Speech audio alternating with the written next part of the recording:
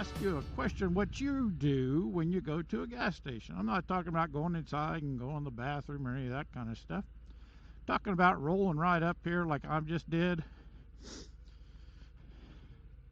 Shutting the bike off, putting the kickstand down.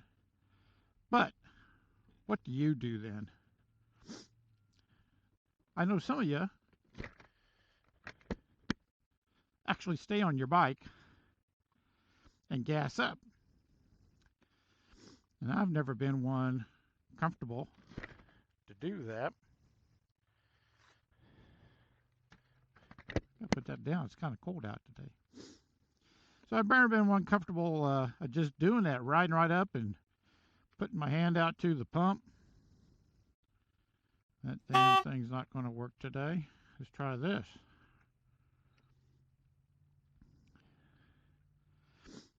So I've always been one to get off the bike. Don't look, please. Didn't want you to see my zip code.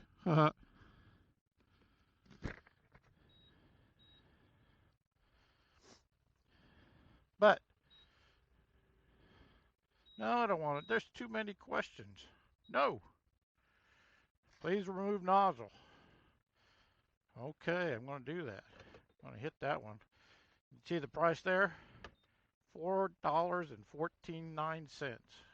Crap. So do you do it like this? You put gas in this way. You get off the bike. Do your whole business. Or do you stay on the bike? Now, me personally, I get off the bike. Because usually after a ride of a certain length, it can be 30 minutes, 45 minutes. The arthritis and the issues I have with my lower back says it's time to get off this bike. And so I do. And again, never been real comfortable about just pulling up and just saying, hey, it could take a little bit more. Never been real comfortable with just pulling up and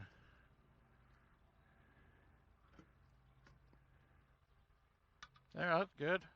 Oh, 4 gallons even. I could have went another 40 miles. One moment, please.